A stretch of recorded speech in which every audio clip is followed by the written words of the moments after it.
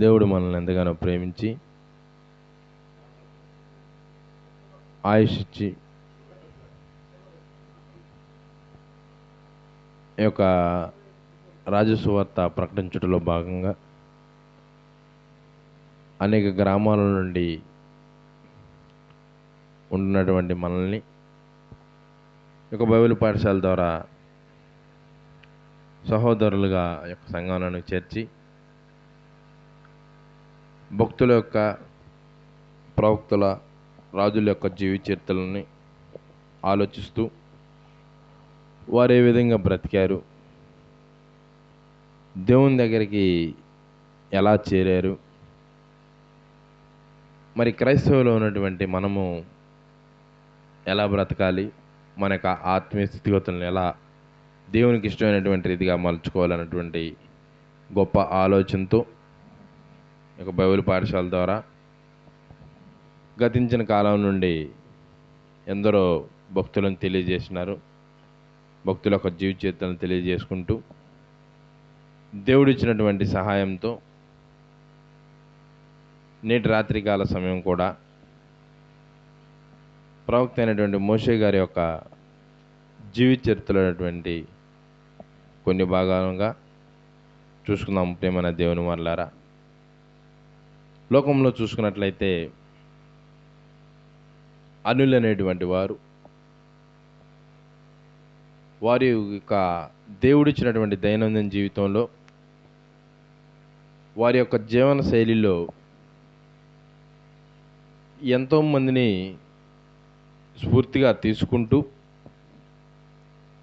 వారు బ్రతికినటువంటి బ్రతుకుల్ని స్ఫూర్తిగా తీసుకుంటూ అవి అంబేద్కర్ యొక్క అడుగుజాడల్లోనే కానీ అలా గొప్ప గొప్ప నాయకుల బ్రతుకులనే కానీ ఇంకా కొద్దిగా ముందుకెళ్ళి ఆలోచిస్తే రాజకీయవేత్తల యొక్క జీవిత చరిత్రలు కానీ సినీ నటుల యొక్క జీవిత చరిత్రలు కానీ ఆధారంగా వారు బతికినటువంటి విధంగా మేము కూడా బ్రతకాలి, అతన్ని మేము స్ఫూర్తిగా తీసుకున్నాం అన్నటువంటి మాటలు కూడా సమాజంలో మనం వింటూ ఉంటాం. మరి అనులైతే ఆ విధంగా ఉన్నారు. పుట్టుకతోనే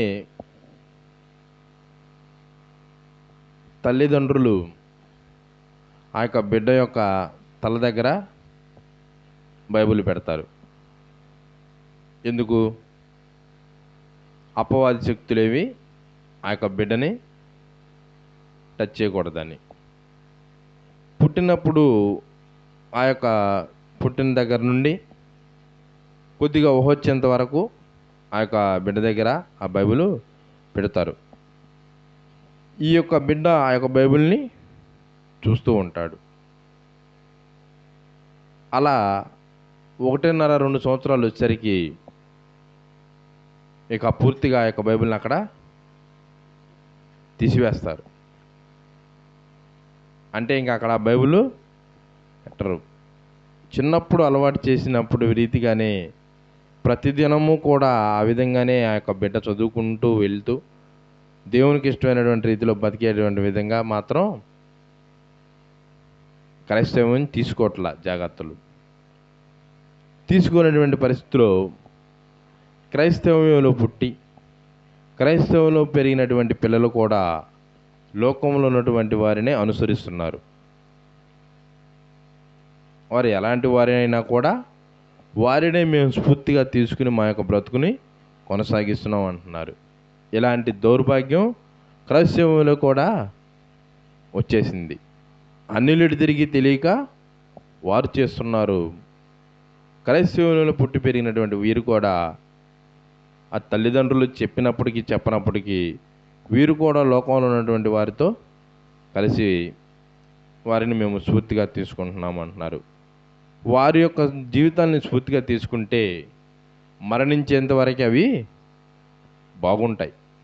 అంతేక ప్రియమైన దేవుని వారలారా, మరణించిన తర్వాత అతని ఆత్మ స్ఫూర్తిగా తీసుకున్న ఆత్మ ఎలా ఎక్కడికి పోయిందో తెలియదు, ఆ స్ఫూర్తిదారుడి యొక్క ఆత్మ ఎలా పోయిందో కూడా తెలియదు.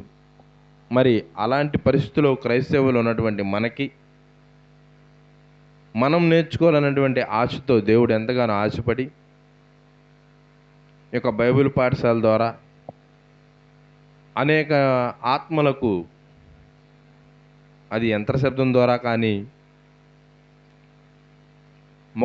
ముఖ విధంగా కానీ భక్తుల యొక్క జీవితాలు మనకి తెలియజేస్తున్నాడు. మరి తెలియజేసినటువంటి మనము వారు ఏ విధంగా బ్రతికారు, మనం ఏ విధంగా బ్రతకాలి, వారి యొక్క జీవనశైలి ఎలాగున్నవి, మన యొక్క జీవనశైలి ఎలాగున్నది అనేది ఆలోచిస్తున్నటువంటి ప్రవక్త అయినటువంటి మోషే గారు బైబిల్లో ఉన్నటువంటి గొప్ప గొప్ప విశ్వాస వీరుల జాబితాలు, వాళ్ళు ఏం చేశారు, వారి యొక్క జీవితాలను ఆలోచిస్తున్నటువంటి మనం ఏం చేయాలి అనేది ఆలోచిస్తే బైబిల్లోనే చూడండి. హెబ్రీయులకు రాసిన పత్రిక 11వ అధ్యాయము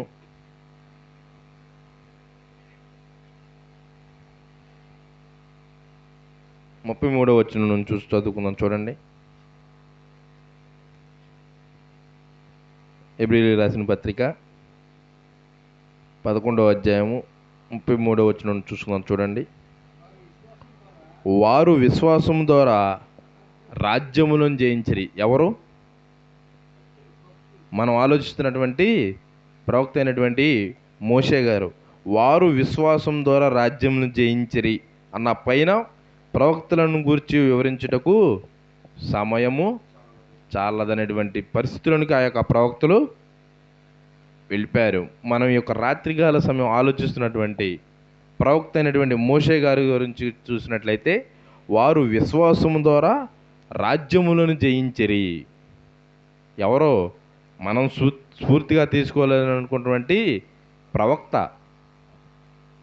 విశ్వాసము ద్వారా రాజ్యములను జయించిరి, నీతి కార్యములను జరిగించిరి. నీతి అనగా దేవుని యొక్క రక్షణ. ఎవరి యొక్క నీతి వారినే కాపాడుతుంది. ప్రియమైన దేవుని వారలారా, నీతి కార్యములను జరిగించిరి, వాగ్దానములను పొందిరి. అదేవిధంగా చదువుకుంటూ వస్తే 38వ వచనం కాడికి వచ్చి చూద్దాం. చూడండి, గొర్రె చర్మములను మేక చర్మములను వేసుకుని దరిద్రులై ఉండి శ్రమపడి హింస పొందుచు అడవులలోను కొండల మీదను గుహలలోను సొరంగములలోను తిరుగులాడుచు సంచరించిరి. ఎందుకు? దేవునికి ఇష్టానుసారంగా బ్రతకడానికి వారు ఇన్ని బాధలు అనుభవించారు. మరి వారి యొక్క జీవిత చరిత్రను ఆలోచిస్తున్నటువంటి మనకి ఈ యొక్క బాధలు ఏవైనా కలిగినవా? ఆలోచించాలి ప్రియమైన దేవుని వారలారా. వారైతే వారిని స్ఫూర్తిగా తీసుకుని బ్రతికేస్తున్నారు. వారి యొక్క లోకయాత్రని ముగించుకుని వెళ్ళిపోతున్నారు. అన్యులు, క్రైస్తవంలో పుట్టి పెరిగినటువంటి మనము, ఎంతోమంది క్రైస్తవులు ఉన్నప్పటికీ దేవుడు మనల్ని ప్రేమించినటువంటి ఒక అవకాశాన్ని బట్టి గత కొంతకాలంగా చెప్పుకున్నటువంటి భక్తుల యొక్క జీవిత చరిత్రల్లో ఆలోచిస్తున్నటువంటి మనం ఆ విధంగా రీతిగా ఉన్నాయా లేవా? ఆ యొక్క భక్తులను దాటుకుంటూ వచ్చినటువంటి ప్రవక్త అయినటువంటి మోషే గారి యొక్క జీవిత చరిత్రలో జరిగినటువంటి కార్యాల్లో మనం ఏమైనా ఆదర్శంగా తీసుకున్నామా? వారైతే ఎన్నో పనులు వాళ్ళు చేశారు. మరి మనం ఎలా ఉన్నాం? మన యొక్క ఆత్మీయస్థితి ఎలా ఉంది? ఇందుకే ఈ యొక్క శ్రమలను పొందడానికి ఎవరైనా ఆదర్శంగా తీసుకుంటారు ప్రియమైన దేవుని వారలారా? ఎవరో తీసుకోరు. కానీ దేవుని పక్షాన పోరాటం చేయాలనేటువంటి ఆశ కలిగిన ప్రతి ఒక్కరు ఈ యొక్క శ్రమలను పొందుకునేవారిగా ఉండాలని దేవుడు ఎంతగానో ఆశపడుచున్నాడు. మనం ఆలోచిస్తున్నటువంటి ప్రవక్త అయినటువంటి మోషే గారు జీవితంలో ఎన్నో ఇబ్బందుల్ని ఎదుర్కొన్నాడు. అలాగే నరమాత్రులైనటువంటి మనం కూడా మన యొక్క ఆత్మస్థితిని దేవునికి ఇష్టమైనటువంటి రీతిగా నడిచే ప్రయత్నంలో ఎన్నో ఇబ్బందులు మనకి కలుగుతూ ఉంటాయి. అయినప్పటికీ కూడా విశ్వాసాన్ని ఎక్కడా కూడా తొలగిపోకుండా చూసుకోవాలి ప్రియమైన దేవుని వారలారా. విశ్వాసం ద్వారా రాజ్యములని జయించరి. దేవుని యొక్క రాజ్యాన్ని జయించారు విశ్వాసం ద్వారా. మరి మన యొక్క విశ్వాసం ఆత్మస్థితి ఎలా ఉంది? ప్రవక్త అయినటువంటి మోషే గారి ద్వారా ఈ యొక్క రాత్రికాల సమయం దేవుడు మనకి తెలియజేయాలనుకుంటున్నాడు. ప్రవక్త యొక్క పేరు మోషే గారు. ఆయన యొక్క తల్లిదండ్రులు అమ్రాము, యొకోబేదు. ఆయన యొక్క ఊరు ఐగుప్తు దేశంలో ఆయన పుట్టినట్టు కనిపిస్తుంటుంది. ఆయన యొక్క గోత్రం వచ్చేసరికి లేవి గోత్రం. ఆ యొక్క ప్రవక్త అయినటువంటి మోషే గారు దేవుళ్ళలోనికి ఎలా వచ్చాడంటే, తన యొక్క మంద అయినటువంటి పశువులను దేవుని పర్వతమైనటువంటి హోరేబు పర్వతానికి తీసుకుని వెళ్ళినప్పుడు ఒక పొదచాటున అగ్ని మండుచున్నది, కానీ బూడిద అవటం లేదు. దేవుని దూత ఆయనకి ప్రత్యక్షమయ్యి దేవుని యొక్క పని చెప్పిన వెంటనే ఒక పిలుపుకే లోబడినటువంటి విధంగా ఆ విధంగా దేవుడిలోనికి అతను వచ్చాడు. వచ్చినటువంటి మోషే గారు, ప్రవక్త అయినటువంటి మోషే గారు ఆయన యొక్క ఆత్మస్థితిని ఎలా కొనసాగిస్తున్నాడు? మరి ఆయన యొక్క ఆత్మస్థితి ఎలా ఉందో చూడండి. నిర్గమాకాండము 15వ అధ్యాయము 22వ వచనం చూస్తాం చూడండి. ఫరో చక్రవర్తి దగ్గర నుండి కటిక బానిసత్వం అనుభవిస్తున్నటువంటి ఇశ్రాయేలీని దేవుని యొక్క సహాయంతో ఫరో వద్ద నుండి వారిని విడిపించుకుని పాలు తేనెలు ప్రవహించేటువంటి కనాను దేశానికి వారిని నడిపిస్తూ ఉన్నటువంటి పరిస్థితుల్లో వారికి ఎర్ర సముద్రం అడ్డుగా వచ్చినప్పుడు మోషే గారు దేవుని ప్రార్థన చేయగా దేవుడు మోషే గారిని నీ చేయి చాపమనగా ఆ యొక్క ఎర్ర సముద్రం పాయలుగా చీలిపోయి 6 నెలలుగా వారు నడిచి వారి ప్రయాణం సాగిస్తున్నటువంటి పరిస్థితుల్లో దేవునికి ఇష్టమైనటువంటి రీతిగా దేవుని పిల్లలైనటువంటి ఇశ్రాయేలుని ఆయన నడిపించుకుంటూ వెళ్తున్నటువంటి నాయకుడు, నమ్మకస్తుడు కనుకనే 6 లక్షల కాలు బలాన్ని ఆయన చేతికి దేవుడు అతనికి అప్పచెప్పాడు. మరి మన కుటుంబంలో ఉన్న నలుగురికి కింద మీద పడిపోతూ ఉంటాం. 6 లక్షల కాలు బలాన్ని తీసుకుంటూ వెళ్తున్నాడంటే మోషే గారు ఎంత నమ్మకంగా ఉంటే ఆ యొక్క పనిని దేవుడు ఆయనకి అప్పచెప్తాడు. ప్రియమైన దేవుని వారలరా, ఆయన కూడా ఆ యొక్క శ్రమలు పొందడానికి కూడా సిద్ధపడ్డాడు కనుకనే ఆయనకి ఆ పని దేవుడు అప్పచెప్పాడు. మరి నేటి క్రైస్తవులు ఉన్నటువంటి మనకు కూడా అనేక ఆత్మల సమూహాలని కాపాడాలన్నటువంటి పని, మన యొక్క భారాన్ని మన మీద పెడితే మనం ఏ విధంగా చేస్తున్నాం? నమ్మకంగా ఉంటున్నామా? సంఘంలోకి వస్తే సంఘాన్ని పక్కన పెడితే మన యొక్క కుటుంబంలో ఉన్నటువంటి ఆత్మలను కూడా కాపాడుకునేటువంటి పరిస్థితిలో, నడిపించుకునేటువంటి పరిస్థితిలో ఉన్నాం మనం. మరి మోషే గారు నోటి మాంద్యం కలవాడు, నాలుక మాంద్యం కలవాడైనా కూడా 6 లక్షల కాలు బలాన్ని నడిపిస్తున్నాడు. దేవుడు అతనికి తోడుగానే ఉంటున్నాడు. ఆయన పక్షాన శ్రమ పడటానికి కూడా ఆయన సిద్ధపడ్డాడు కనుకనే దేవుడు అతనికి తోడుగా ఉండి నడిపిస్తున్నాడు. మరి దేవుని పక్షాన శ్రమ పడటానికి మనం కూడా సిద్ధపడితే మనకు కూడా దేవుడు ఖచ్చితంగా తోడు ఉంటాడా, ఉండడా? ప్రభువు మన పక్షాన ఉండగా మనకి విరోధి అవ్వడం. చూడండి, ప్రవక్త అయినటువంటి మోషే గారి యొక్క భక్తి జీవితం, ఆత్మీయత ఎలా ఉంది? మోషే ఎర్ర సముద్రం నుండి జనులను సాగు చేయగా ఆ యొక్క 6 లక్షల కాలుబలాన్ని తీసుకుని నడిపిస్తున్నాడు మోషే గారు. సాగు చేయగా వారు షూరు అరణ్యంలోనికి వెళ్ళి దానిలో 3 దినములు నడిచిరి. అరణ్యం అనగా అడవిలో 3 దినాలు నడవటువంటి మాటల ప్రియమైన దేవుని వారలారా, ఈ యొక్క ఇశ్రాయేలు నడిపించడానికి పగలు మేఘస్తంభము, రాత్రి అగ్నిస్తంభమును ఏర్పాటు చేసి దేవుడు మోషే గారి ద్వారా తన సహోదరుడైనటువంటి అహరోను గారి ద్వారాగా దేవుడు ఏ మాటలైతే వారికి తెలియజేయాలనుకున్నారో ఆ యొక్క మాటలను వీరి ద్వారా తెలియజేస్తూ ఆ యొక్క ఇశ్రాయేలు జనాంగాన్ని నడిపిస్తున్నాడు. ఎక్కడికి? పాలు తేనెలు ప్రవహించేటువంటి కనాను దేశానికి నడుచుకుంటూ వెళ్తున్నటువంటి ప్రయాణంలో వారు 3 దినములు అరణ్యంలోనే నడిచిరి. మరి నేడున్నటువంటి పరిస్థితుల్లో మనం అంత దూరం కూడా నడిచేటువంటి పరిస్థితులు అక్కడ లేవు. ఎక్కడిదక్కడ వాహనాలు వచ్చేసినాయి. అయినా కూడా మన యొక్క ఆత్మీయ స్థితిగతి మనం మెరుగుపరచుకోలేకపోతున్నాం. దేవునికి ఇష్టమైన రీతిగా మనం బ్రతకట్లా. ప్రియమైన దేవుని మాటలారా, 3 దినములు అరణ్యంలో నడటువంటి మాటల ఆ యొక్క అరణ్యంలో ఎన్నో ప్రమాదకరమైనటువంటి జంతువులు ఉంటాయి, సర్పాలు ఉంటాయి. అయినా కూడా వారు ఎలా వెళ్ళారు? దేవుని యొక్క సహాయం వారికి ఉన్నది కనుకనే వారు ఆ యొక్క అరణ్యంలో 3 రోజులు పగలు నడవటానికే భయంకరమైన ఉండేటువంటి పరిస్థితుల్లో రాత్రి కూడా 3 దినములు వారు అరణ్యంలో నడుస్తూనే ఉన్నారు. నడిపిస్తుంది మాత్రం మోషే గారు ఒక్కడే.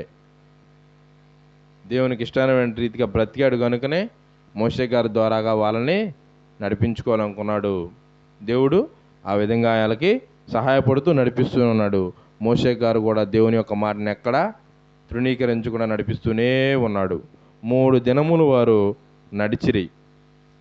అచ్చట వారికి నీళ్లు దొరకలేదు. కనీసం మంచి నీళ్లు కూడా తాగకుండా 3 దినాలు వాళ్ళు ప్రయాణం చేస్తూనే ఉన్నారు. చేస్తున్న వారిది గొప్ప విషయమేమి కాదు. ప్రియమైన దేవుని వాళ్ళారా, చేపించేటువంటి నాయకుడు గొప్పవాడు. లోకంలో అంటుంటారు చూడండి, పని చేయటం విషయం కాదు, పని చేయించడం పెద్ద గొప్ప. అలాగే మోషే గారు 6 లక్షల కాలుబలమే 6 లక్షలు అరణ్యంలో 3 దినములు నడిపించాడు. తాగటానికి మంచినీళ్ళు కూడా లేనటువంటి పరిస్థితి. మరి మనకి అన్ని సౌకర్యాలు, అన్ని సదుపాయాలు ఉన్నా కూడా మనం దేవుని యొక్క మాటని, దేవుని యొక్క ఆత్మీయతలో మనం ఎదగలేకపోతున్నాం. అలాగా వారు అచ్చట వారికి నీళ్లు దొరకలేదు. అంతలో వారు మారాకు చేరిరి. మారా నీళ్లు చేదైనవి కనుక వారు ఆ నీళ్లు త్రాగలేకపోయిరి.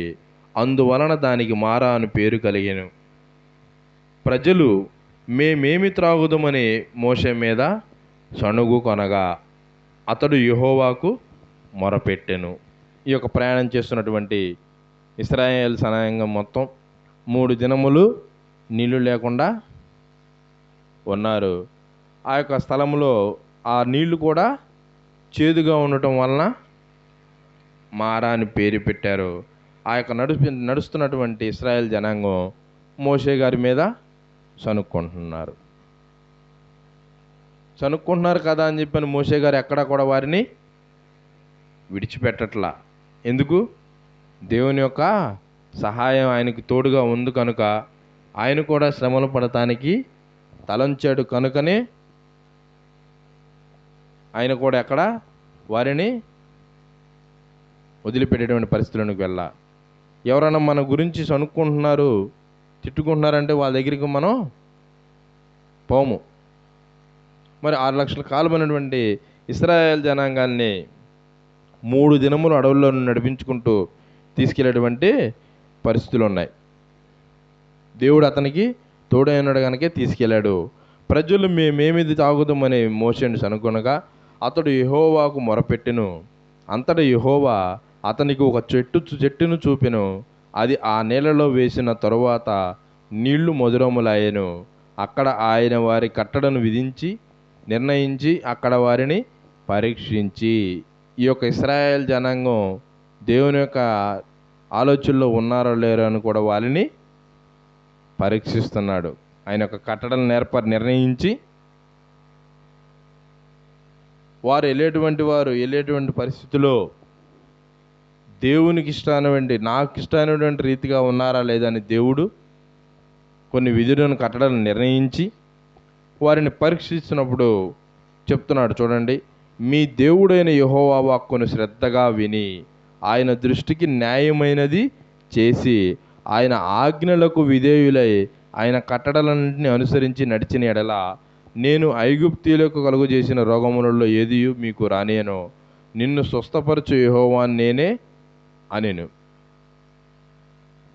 దేవుడు అయినటువంటి తండ్రి అయినటువంటి దేవుడు ఈ యొక్క ఇశ్రాయేలు జనాంగానికి పరీక్షిస్తూ మోషే గారి యొక్క ఆత్మీయతను చూస్తే ఆయనకి ఇష్టమైన రీతిగా మోషే గారు నడిపించుకుంటూనే వెళ్తున్నటువంటి యొక్క ఇశ్రాయేలీలు కూడా ఆ విధంగా ఉన్నటువంటి దేవుడు పరీక్షిస్తున్నాడు.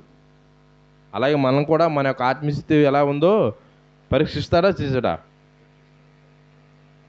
సంఘంలోకి వస్తున్నటువంటి మనల్ని కూడా మన యొక్క ఆత్మస్థితి ఎలా ఉందనేది ఎప్పటికప్పుడు దేవుడు పరిశీలిస్తాడు. ప్రియమైన దేవుని వారలారా, నడిపించేటువంటి నాయకుడిని పరీక్షిస్తున్నాడు, నడిచేటటువంటి యొక్క సైన్యాన్ని జనసమూహాన్ని కూడా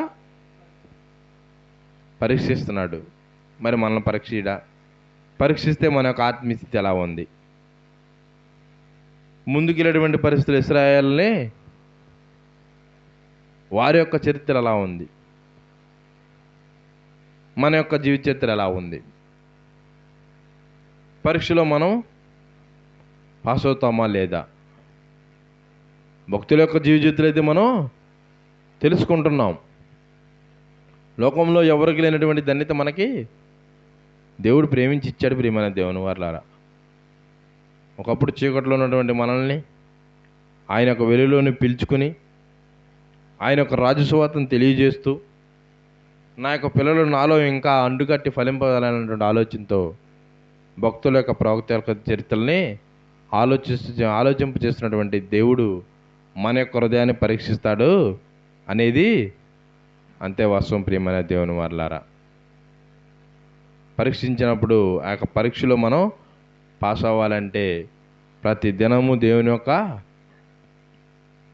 సువార్తను మనం చదువుకునేవారిగా, పాటించేవారిగా, బోధించేవారిగా ఉండాలి. ప్రియమైన దేవుని వారలారా, వారిని అయితే ఆయన పరీక్షిస్తూ వారిని చెప్తున్నాడు, ఐగుప్తులు కలుగజేసిన రోగాల్లో మీకేది నేను కలుగు చేయను నాయనా, మీరు నా యొక్క కట్టడలను నా యొక్క నిర్ణయాలను మీరు అనుసరించండి అని చెప్పేసి అని చెప్తున్నాడు. అలాగే మనకు కూడా సంఘంలో ఉన్నటువంటి మనకు కూడా ఎన్నో పనుల ద్వారా, ఎన్నో క్రియల ద్వారా, ఎన్నో మాటల ద్వారా మనకి కొన్ని కట్టడలను, నియమాల్ని పెడుతూ ఉంటాడు. వాటికి అనుగుణంగా మనము పోతూ ఉండాలి. ప్రియమైన దేవుని వారలారా, పోకపోతే ఆనాడు ఐగుప్తులు జరిగినటువంటి పరిస్థితులు మనకు కూడా సంభవించేటువంటి రీతిగా దేవుడు చేస్తాడు. ప్రియమైన దేవుని వారలారా, మరి ఇంత సైన్యాన్ని తీసుకెళ్తున్నటువంటి మోషే గారు ఎంత గొప్ప నాయకుడో చూడండి. తరువాత వారు ఎలీమునకు వచ్చారు. షూరు అరణ్య ప్రాంతంలో నుండి బయలుదేరారు. చేదైనటువంటి నీరు ఉండటం వల్ల అక్కడ దానికి మారా అని పేరు పెట్టారు. అక్కడి నుండి వారి యొక్క ప్రయాణాన్ని కొనసాగించి వీళ్ళు ఎక్కడికైతే ఎలీమునకు వచ్చారు. అక్కడ 12 నీటి బుగ్గలను 70 ఈత చెట్టును ఉండెను. వారు అక్కడనే ఆ నీళ్ల యొద్ద దిగిరి. వారు ఎలీమునకు వచ్చిరి. అక్కడ 12 నీటి బుగ్గలను 70 ఈత చెట్లను ఉండెను. ఈ కూడా మనకి ఎందుకు తెలియజేస్తున్నాడు ప్రియమైన దేవుని వారలారా? వారి యొక్క జీవన ప్రయాణం, వారి యొక్క బ్రతికినటువంటి బ్రతుకు, ఏ పర్వతం నుండి ఏ పర్వతానికి వచ్చారు, అక్కడ నీరు ఎలా ఉంది, ఆ యొక్క పరిస్థితులు ఎలా ఉన్నవి, ఈ పరిస్థితిలో మీ యొక్క ఆత్మస్థితిని పరిశీలించుకోండి.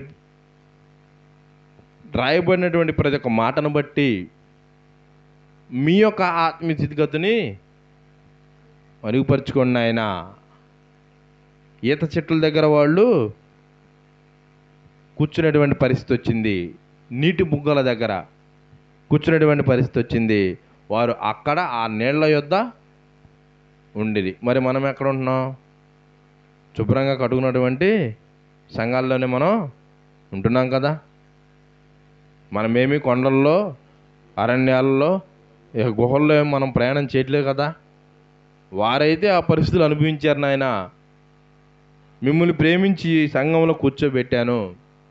మరి వారికంటే మీ యొక్క ఆత్మస్థితి మెరుగుపరచుకోవాల్సిన పరిస్థితులు ఉన్నాయా లేవని వారు ఎలా నడిచారు, ఎక్కడ ఆగారు, ఎందుకు ఆగారు అనేటువంటి పరిస్థితులు కూడా దేవుడు మనకి తెలియజేస్తున్నాడు. ప్రియమైన దేవుని వారలారా, ఎంత జాగ్రత్తగా మన యొక్క ఆత్మస్థితిగతిని మనం మెరుగుపరచుకోవాలి చెప్పండి. వారు ఇక్కడి నుండి బయలుదేరి అక్కడికి వెళ్ళారు అని చెప్పొచ్చుగా. ఒక మాటలో ఎన్ని నీటి బుగ్గల వద్దకు చేరారు, ఈత చెట్ల దగ్గరికి కూడా చేరారని ఎందుకు రాస్తారు? వారు ఆ పరిస్థితులు ఉన్నారు. నాయన, నువ్వు ఈ పరిస్థితిలో లేవు. నువ్వు కాస్త కొత్త మెరుగైనటువంటి పరిస్థితులు ఉన్నావు. మెరుగైనటువంటి పరిస్థితులు ఉన్నటువంటి నువ్వు నీ యొక్క ఆత్మీయ స్థితిని మార్చుకొని మాటలు, దేవుని యొక్క మాటల ద్వారా మనకి తెలియజేస్తున్నాడు. ప్రియమైన దేవుని వారలారా, ఎలా ఉంది మన యొక్క ఆత్మీయ స్థితి? దేవుళ్ళలోనే ఉన్నామా లేదా? దేవుళ్ళలోనే ఉంటూ దిగజారిపోయేటువంటి పరిస్థితుల్లోనికి వెళ్ళిపోతున్నామా? దేవుడు ఎన్నో మాటల ద్వారా మనకి తెలియజేస్తున్నాడు. ఆనాడు ఆ యొక్క ఇశ్రాయేల్ సైన్యానికి ప్రవక్త అయినటువంటి మోషే గారి ద్వారా తెలియజేశాడు. ఈనాడు లేఖనాల ద్వారా మనకి ఎన్నో విషయాలు ఆయన తెలియజేస్తున్నాడు. మరి తెలియజేసేటి వింటున్నటువంటి మనము వినటువంటి వాటిని బట్టి పాటిస్తున్నామా, ప్రకటిస్తున్నామా? మనకు ఆత్మీయ స్థితిగతుల్ని, మన హృదయాల్ని మార్చుకుంటున్నామా? ఎవరికి వారే పరిశీలించుకోవాలి. ప్రియమైన దేవుని వారలారా, తరువాత ఆ నీళ్ల యొద్ద దిగిన తరువాత ఇశ్రాయేలుడి సమాజం అంతయు ఎలీము నుండి ప్రయాణమైపోయి, ఎలీము నుండి కూడా వారు ప్రయాణమై వెళ్ళిపోతున్నారు. వీళ్ళు వెళ్ళిపోవాలి ఎక్కడికి? కనాను దేశానికి. ప్రార్థన అయిపోగానే మనం కూడా మన గృహాలకు మనం ఎట్లా వెళ్ళిపోవాలో వారు కూడా ఆ పాలు తేనెలు ప్రవహించేటువంటి దేశానికి వెళ్ళిపోవాలి. కొండల్లోనూ, గుహల్లోనూ, అరణ్యాల్లోనూ దాటుకుని వెళ్ళిపోతున్నారు. ఐగుప్తులో బానిసత్వం అనుభవించినటువంటి వారు పాలు తేనెలు ప్రవహించేటువంటి దేశానికి వెళ్తున్నారు. ఎలీమునకు ప్రయాణమైపోయి వారు ఐగుప్తు దేశంలో నుండి బయలుదేరిన 2వ నెల 15వ దినమున 2 నెలల 15 రోజులు వాళ్ళు ప్రయాణం చేస్తూ ఉండగా, ఎక్కడి నుండి? ఐగుప్తు దేశంలో నుండి కానాను దేశానికి వెళ్ళటానికి ఐగుప్తులో బయలుదేరినటువంటి రోజు నుండి ఈ యొక్క 2వ నెల 15వ తేదీకి వచ్చేసరికి వీళ్ళు ఎక్కడికి వచ్చారు? ఎలీమునకును సేనాయికును మధ్యనున్న సీను అరణ్యమునకు వచ్చారు. వీరి ప్రయాణం అంతా కొండల్లోనూ, గుహల్లోనూ, అరణ్యాల్లోనే జరుగుతుంది. మరి మన ప్రయాణం విశాలమైనటువంటి మార్గాల్లోనే జరుగుతుంది. ఎందుకు? ఆత్మీయ స్థితిగతిని మెరుగుపరచుకోవడానికి.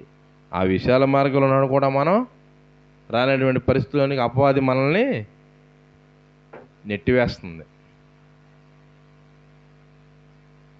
ఆత్మసిద్ధమే కానీ శరీరం బలహీనటువంటి రీతిగా అపవాది మన యొక్క ఈ లోకపు పనిపాట్లలోని మనల్ని పడేస్తుంది. పోనీ శరీరం సిద్ధమైన ఆత్మ బలహీనటువంటి పరిస్థితికి పడేసేటువంటి పరిస్థితి వస్తుంది. హృదయంలోనే దేవుని యొక్క ఆలోచన కలగపోతే ఇక ఆత్మీయస్థితి అనేది మెరుగుపరచుకోడని ఆ యొక్క హృదయంలోనే వచ్చి అపవాది కూర్చుంటాను. చూడండి, ఆనాడు ఇశ్రాయేలు నడిచి వెళ్తున్నారు. మోషే ప్రవక్త గారు ఆయనని నడిపిస్తూ 2వ నెల 15వ తేదీకి వచ్చేసరికి వారు సీను అరణ్యమునకు వచ్చిరి.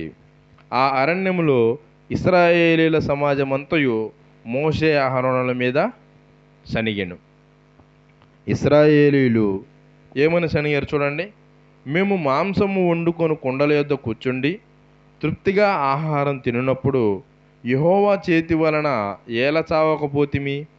ఈ సర్వ సమాజమును ఆకలి చేత చంపుటకు ఈ అరణ్యములోనికి మమ్మను అక్కడి నుండి తోడుకుని వచ్చిద్దరని వారితో ననగా, యెహోవా మోషేను చూచి, ఇదిగో, నేను ఆకాశము నుండి మీ కొరకు ఆహారమును కురిపించెదను. వారు నా ధర్మశాస్త్రమును అనుసరించి నడుతురో లేదో అని నేను వారిని పరీక్షించినట్లు ఈ ప్రజలు వెళ్ళి ఏనాడు వచ్చి మానాడే కూర్చుకొనవలెను. మోషే అహరోనుల గారి మీద వీరు సనుక్కుంటున్నారు. ఎందుకు? అక్కడి నుండి తీసుకొచ్చి ఇక్కడ మమ్మల్ని చంప చూస్తున్నావా అంటున్నారు. అదేంటండి? నడిపిస్తున్నటువంటి నాయకుని వాళ్ళు ఎన్నో మాటలు అంటున్నారు. అయినా కూడా మోషే గారు ఎక్కడా కూడా వారి యొక్క మాటలను బట్టి వెనక్కి తీసివేయలే. మరి నేడు సంఘానికి వస్తున్నటువంటి సహోదరుల్లో తోటి సహోదరులు ఏదన్నా గబాలనే మాట అంటే ఆ సంఘానికి రాట్లా, అవుట్. మరి మోషే గారేమో సుమారు 6 లక్షల కాలుబలం సనుగుకుంటున్నా కూడా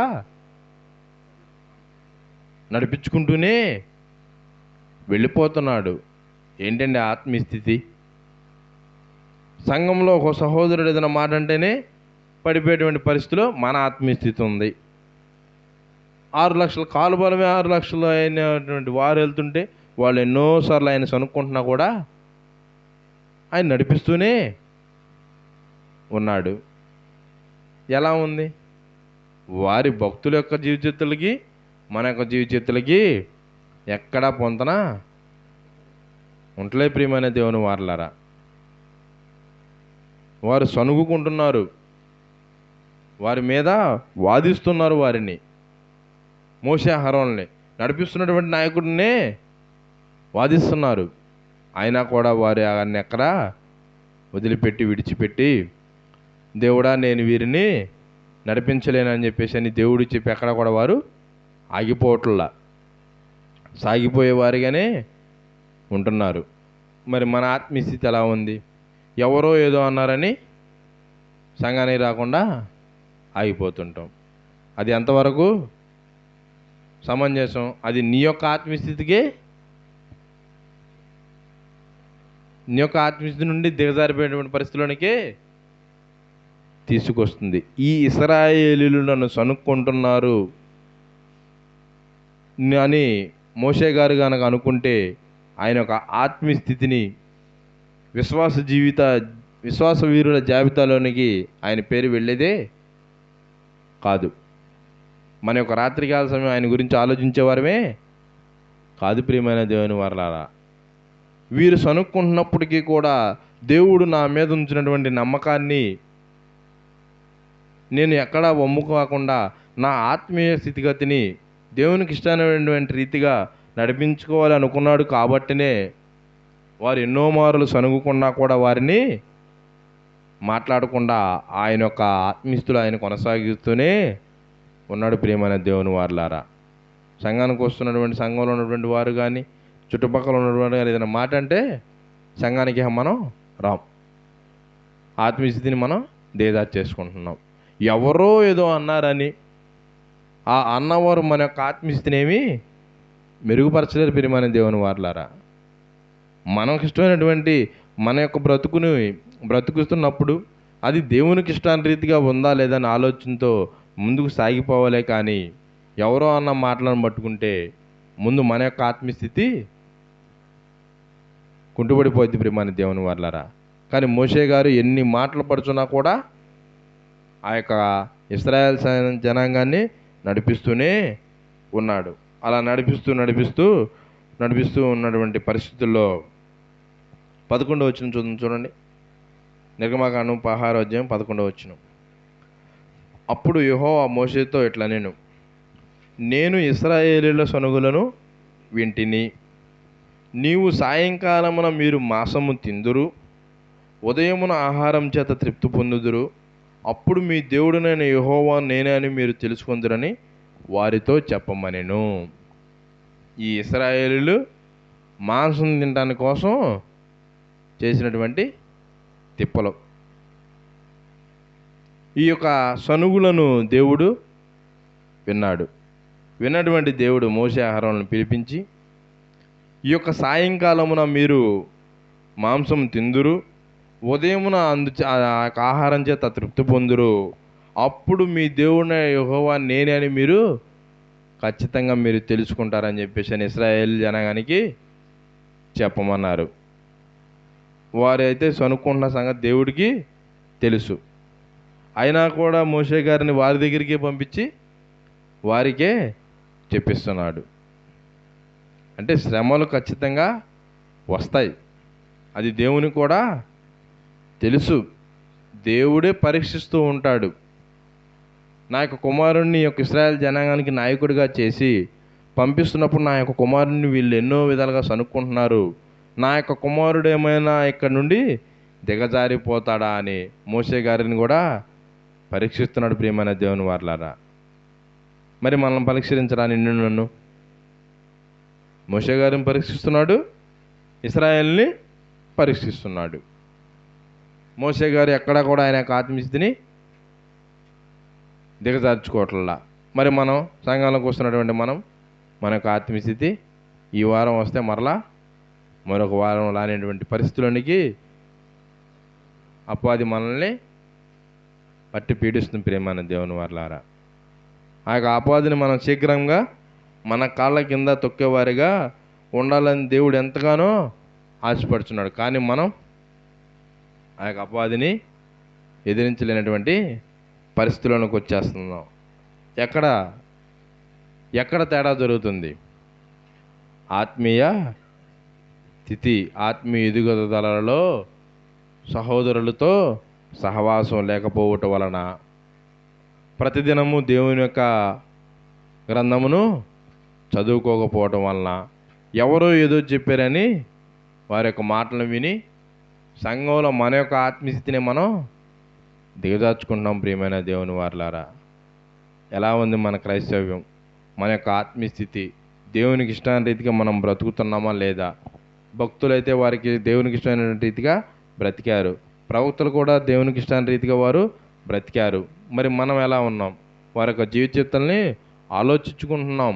లోకంలో ఉన్నవారే చనిపోయేంత వరకు అది ఎలాగైనా బ్రతకని వారి యొక్క జీవిత చరిత్రల్ని స్ఫూర్తిగా తీసుకుని వెళ్ళిపోతున్నారు. మరి మనం కొద్ది కాలం దేవుల్లో ఉండి కొద్ది కాలం లోకంలో, ఎలా ఆ యొక్క మన యొక్క విశ్వాసుల జీవిల జాబితాలోకి మన పేరు ఎలా వెళ్తుంది? ఇలా అయితే విశ్వాసం ద్వారా వారు రాజ్యాలనే జయించారు, నీతి కార్యాలు జరిగించారు. అసలు నీతి అనగానేమో కూడా మనకి తెలియదు. అబ్రహాం దేవుని నమ్మి అది అతనికి నీతిగా ఎంచబడింది. దేవుని నమ్మటమే మనకి నీతి. ఆ నీతి అనేది, ఆ నీతి కార్యాలు ఎలా చేయాలనేది కూడా మనకి తెలియనటువంటి పరిస్థితుల్లోనే నేటి క్రైస్తవం వెళ్ళిపోయిన. ప్రియమైన దేవుని వారలారా, మార్చుకోవాలి మనకు ఆత్మీయ స్థితిని. దేవునికి ఇష్టానుసారిగా మనము బ్రతకాలి, దేవునికి ఇష్టమైన రీతిగానే మనము ఉండాలి. శ్రమలు వస్తూనే ఉంటాయి. ఆ యొక్క శ్రమలను మనం భరిస్తామా లేదా అనేది పరీక్షిస్తూ ఉంటాడు. శ్రమను కలుగు చేసేది కూడా ఆయనే. మనం భరించేంత వంటి శ్రమనే మనకి పెడతాడు. వారేమో కొండల్లో, గుహల్లో, అరణ్యాలలో వారి యొక్క జీవన విధానాన్ని దేవునికి ఇష్టమైన రీతిగా కొనసాగిస్తూనే ఉన్నారు. మరి మనకు అలాంటి పరిస్థితులు ఏమి లేవు కదా. అయినా కూడా దేవునికి ఇష్టమైన రీతిగా మన యొక్క బ్రతుకులు మనం చేయలేకపోతున్నాం ప్రియమైన దేవుని వారలారా. మన యొక్క ఆత్మస్థితి ఎలా ఉంది మరి? అలాగే వారి యొక్క జీవన విధానాన్ని చూసుకుంటూ వస్తే, ఇశ్రాయేలీయుల యొక్క జీవన విధానాన్ని చూసుకుంటూ వస్తే 28వ వచనం చూస్తున్నాం చూడండి. అందుకు యెహోవా మోషేతో ఇట్లనెను, మీరు ఎన్నాళ్ళ వరకు నా ఆజ్ఞలను నా ధర్మశాస్త్రం అనుసరించి నడవనొల్లరు? అప్పటికి ఇశ్రాయేలీయులు ఇంకా ధర్మశాస్త్రాన్ని విధంగా నడుచుకోవట్లా. మీరు ఎన్నాళ్ళ వరకు నా ఆజ్ఞలను నా ధర్మశాస్త్రమును అనుసరించి నడవనొల్లరు? చూడుడి, నిశ్చయముగా యెహోవా ఈ విశ్రాంతి దినమును ఆచరించుటకు సెలవిచ్చెను గనుక 6వ దినమున 2 దినముల ఆహారము మీకు అనుగ్రహించుచున్నాడు. ప్రతి వాడును తన చోట నిలిచి ఉండవలెను. 7వ దినమున ఎవడును తన చోట నుండి బయలు వెళ్ళకూడదనెను. విశ్రాంతి దినం గురించి దేవుడు చెప్తున్నటువంటి మాటలు. 6 రోజులు కష్టపడి ఆ 6వ రోజు 7వ రోజు కూడా కావలసినటువంటి భత్యాన్ని సమకూర్చుకుని ఆ యొక్క 7వ రోజున బయటికి వెళ్లకుండా దేవుని యొక్క నామాన్ని, యెహోవా నామాన్ని ఘనతపరిచేవారిగా ఆ యొక్క 7వ దినమున, ఇప్పుడున్నటువంటి క్రైస్తవులకైతే ప్రతిదినము సిలువనెత్తుకుని సాగిపోయేవారిగా ఉండాలని ప్రభుల వారు చెప్తారు, యేసు ప్రభుల వారు. ఆనాడు ఉన్నటువంటి పరిస్థితిలో 6 దినములు పని చేసుకోవటం, 7వ దినమున విశ్రాంతి దినమని జ్ఞాపకం చేసుకుంటాం. దేవుని యొక్క పనిని జ్ఞాపకం చేసుకోవటం. 6 దినములు కష్టపడండి నాయన, 7వ దినమున ఆ యొక్క 7వ దినానికి కావాల్సినటువంటి భత్యాన్ని కూడా 6వ దినాన్నే ఏర్పరచుకోండి. అంటే ఈ ఇశ్రాయేలు ఆ యొక్క రీతిగా బ్రతకనప్పుడు మీరు ఎన్నాళ్ళు యెహోవా ధర్మశాస్త్రాన్ని అనుసరించి నడవనొల్లరని అడుగుతున్నాడు. మరి మనల్ని అడిగినట్టు కాదా? ఇశ్రాయేల్ని అడిగినటువంటి దేవుడు మనల్ని అడుగుడా? ఆనాడు ధర్మశాస్త్రం అనుసరించడం వారికి విధి.